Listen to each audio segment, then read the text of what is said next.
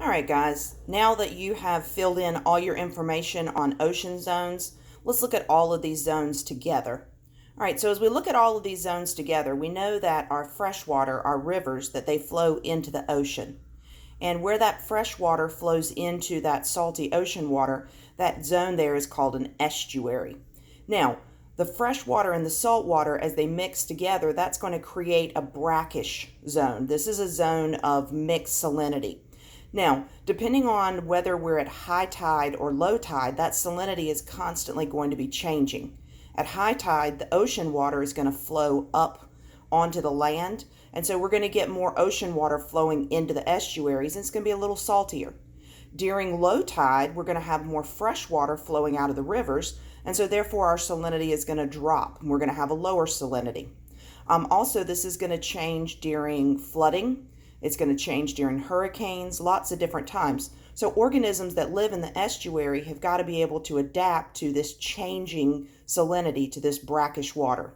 There's two different types of estuaries that you guys did on your notes. You've got your mangrove forest, which is what you're going to see in your tropical zones. And then you've got your salt marshes, which is what you're going to see up here in the temperate zone. All right, as we move on out towards our coast, then we've got our intertidal zone.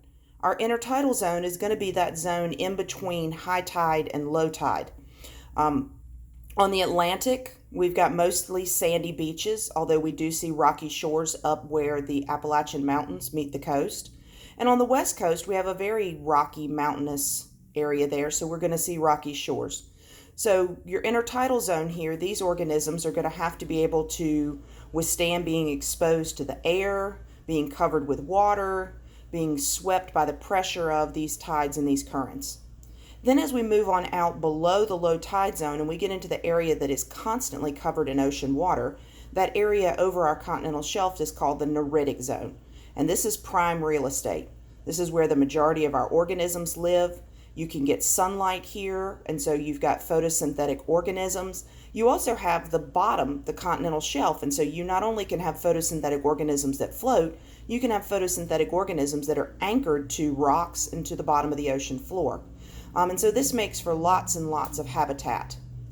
Then as we drop off here in the deep zone, we see our open ocean. The top of our ocean, open ocean, is our surface zone. Sunlight's going to penetrate. We're going to be able to have photosynthesis, but there's no bottom to this open ocean surface zone.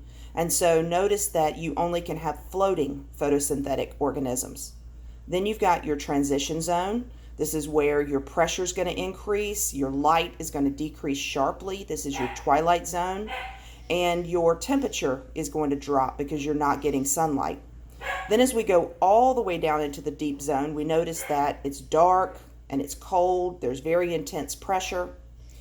As we get all the way down to our mid-ocean ridge, our deep sea vents, this is where you're going to have the steam and the chemicals coming up from the magma that can break through the ocean crust. And here you're going to see a different food web here.